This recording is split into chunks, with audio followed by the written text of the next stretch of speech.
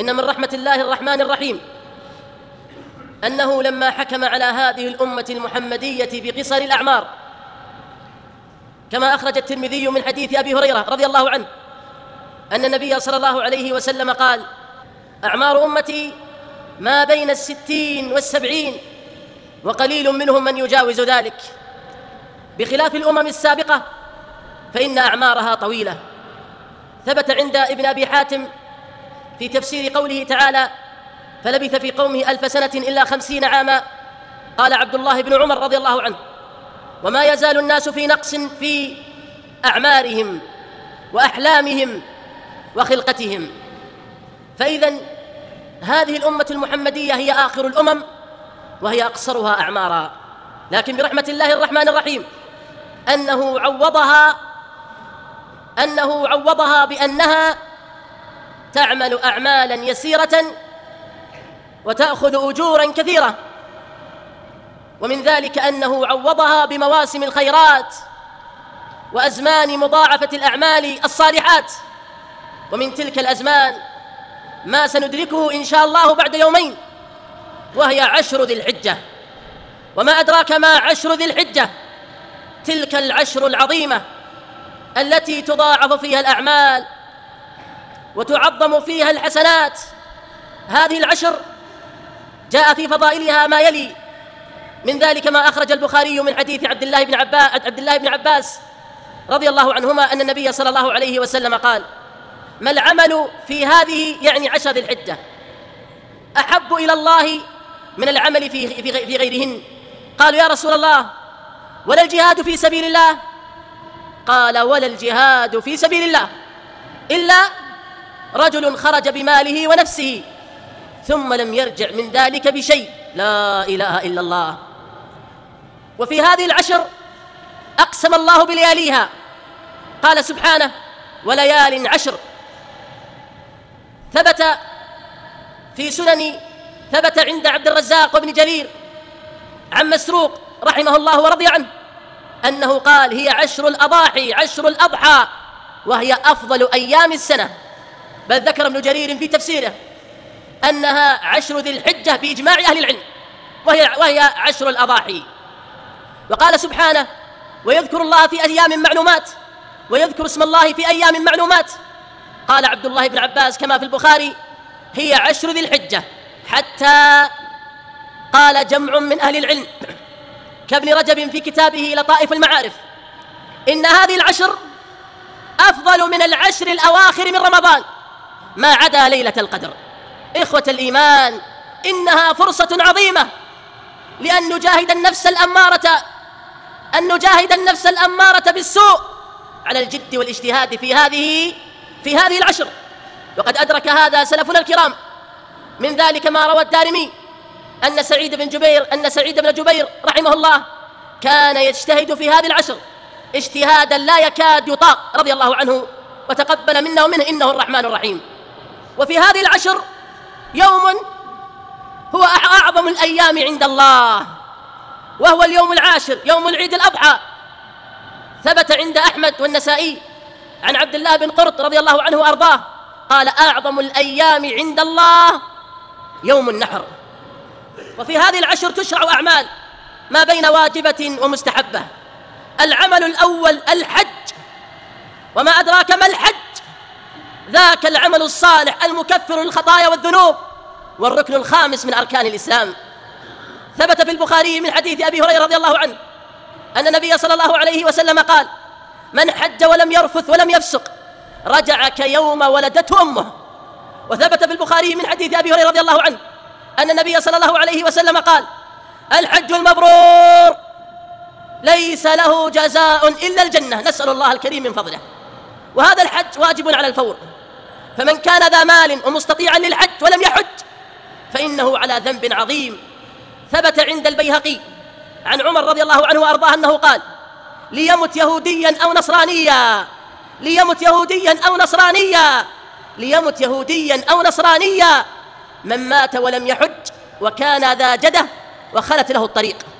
هذا يدل على شديد إثم من يؤخر الحج وهو قادر، سواء كان من الرجال أو النساء. والله يقول: ولله على الناس حج البيت من استطاع إليه سبيلا. وما أكثر الناس الذين يقصرون ولا يحجون ويحتجون بأنه لا مال عندهم، وتراهم يضيعون الأموال في السفر للشرق أو الغرب للنزهة أو غير ذلك، فإذا جاء الحج جاءهم البخل وغلبهم الشيطان، كما قال سبحانه: الشيطان يعدكم الفقر ويأمركم بالفحشاء. قال جمع من أهل العلم: المراد بالفحشاء البخل، عافاني الله وإياكم. العمل الصالح، العمل الثاني المشروع في هذه العشر، ألا وهو الأضحية. قال سبحانه: فصل لربك وانحر. وكان نبينا صلى الله عليه وسلم لا يترك الأضحية لعظيم أجرها، كما في الصحيحين من حديث أنس قال: كان النبي صلى الله عليه وسلم يضحي بكبشين أملحين أقرنين إلى آخر الحديث. فاحرصوا إخوة الإيمان على الأضحية، فإنها عمل صالح لغير الحاج. العمل الثالث: إذا دخلت العشر وأراد أحد أن يضحي فلا يأخذن من أمور ثلاثة أو من أشياء ثلاثة: من أظفاره وبشره، أي من لحمه وشعره. أخرج مسلم من حديث أم سلمة رضي الله عنها أن النبي صلى الله عليه وسلم قال: إذا دخل العشر وأراد أحدكم أن يضحي فلا يأخذن من شعره ولا بشره، وفي رواية ولا أظفاره.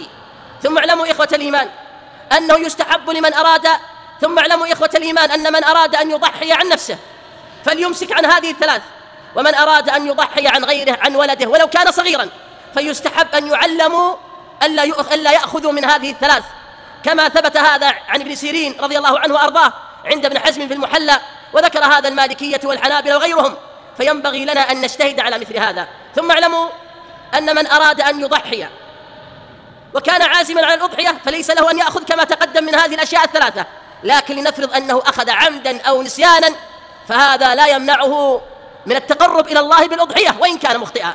ثم اعلموا أنه لو قدر أن رجلا لم ينوي الأضحية إلا في اليوم الخامس من ذي الحجة فليبتدئ الإمساك عن هذه الثلاث في اليوم الخامس من ذي الحجة. العمل الرابع الذي يشرع في هذه العشر وهو لغير الحاج، ألا وهو صيام يوم عرفة. أخرج مسلم من حديث أبي قتادة أن النبي صلى الله عليه وسلم سئل عن صوم يوم عرفة قال: يكفر السنة الماضية والباقية. إخوة الإيمان سنتان، ذنوب وخطايا سنتين تكفر بصيام يوم واحد وهو يوم عرفة اليوم التاسع، فلا يفوتنكم صيام هذا اليوم، وحثوا أبناءكم وأهليكم على صيامه. العمل الخامس التكبير. يستحب في هذه العشر أن يكبر المسلمون ذهابا وإيابا، أن يكبر الرجل في طرقاته ذاهبا وآئبا، أن يكبر في الأسواق. ذكر البخاري عن مجاهد قال: كان ابن عمر وأبو هريرة يخرجان إلى الأسواق فيكبران ويكبر الناس بتكبيرهما. يستحب لك في ذهابك وإيابك وللمرأة في بيتها أن يردد المسلم: الله أكبر الله أكبر، لا إله إلا الله، الله أكبر الله أكبر ولله الحمد. هذه السنة قد أميتت وأهملت، فلنحيي هذه السنة وننشر التكبير في الطرقات والأسواق وغير ذلك. العمل السادس الذي يعمل في هذه العشر ألا وهو صلاة العيد.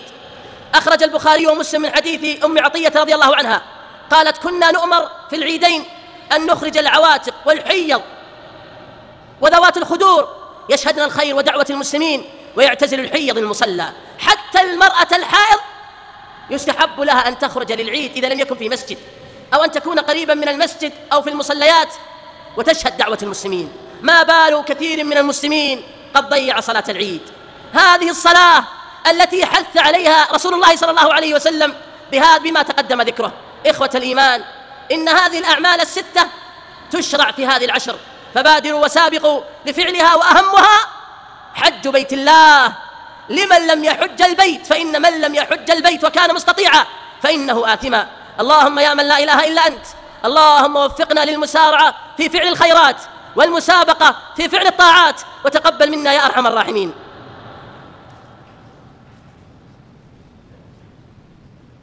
الحمد لله والصلاة والسلام على رسول الله، أما بعد. ما تقدم ذكره هي أمور تستحب في العشر، هي أمور يشرع فعلها في العشر على ما تقدم ذكره. أيضا إن هناك أعمالا يومية لا ينبغي أن تترك في هذه العشر، منها أذكار الصباح والمساء، ومنها الاجتهاد على الفرائض، فإن الفرائض أحب إلى الله من النوافل، وكذلك الاجتهاد على صلاتها في الجماعة، وأن يبكر الرجل للصلاة إلى غير ذلك. ومن الأعمال المستحبة صلاة الرواتب، حتى ذهب علماء المذاهب الأربعة أن صلاة الرواتب أفضل من قيام الليل، هذا يدل على فضلها العظيم. ومن الأعمال الصالحة قيام الليل، ولو أن يكون أقل حال المسلم أن يوتر. ومن الأعمال الصالحة أذكار الصباح والمساء والأذكار بعد الصلاة. ومن الأعمال الصالحة كثرة قراءة القرآن. ومن الأعمال الصالحة صيام 9 أيام من ذي الحجة، إن فضل الصيام عظيم. من ذلك ما ثبت في البخاري ومسلم من حديث أبي سعيد رضي الله عنه أن النبي صلى الله عليه وسلم قال: ما من عبد يصوم يوما في سبيل الله إلا باعد الله بذلك اليوم عن وجه النار 70 خريفا. هذا في عموم السنة، فكيف في هذه العشر؟ إخوتاه لنأخذ العبرة مما مضى، فما أكثر الأصحاب والأحباب الذي فقدناهم في هذا العام، ولا ندري هل ندرك العشر في السنة المقبلة أم لا، فلنجاهد أنفسنا ونأخذ أطرها على الحق أطرا. قال سبحانه: كل نفس ذائقة الموت. نعم، كما صليت على غيرك سيصلى عليك، وكما جاءت الأخبار برسائل الجوال وغير ذلك أن فلانا قد مات غدا، نعم غدا، اسمك من هذه الأسماء. قال سبحانه: كل نفس ذائقة الموت وإنما توفون أجوركم يوم القيامة، فمن زحزح عن النار وأدخل الجنة فقد فاز، وما الحياة الدنيا إلا متاع الغرور. اللهم يا من لا إله إلا أنت، اللهم خذ بنواصينا إلى البر والتقوى. اللهم يا ذا الجلال والإكرام اجعلنا من عبادك الصالحين. اللهم من علينا بالإيمان والعمل الصالح يا رب.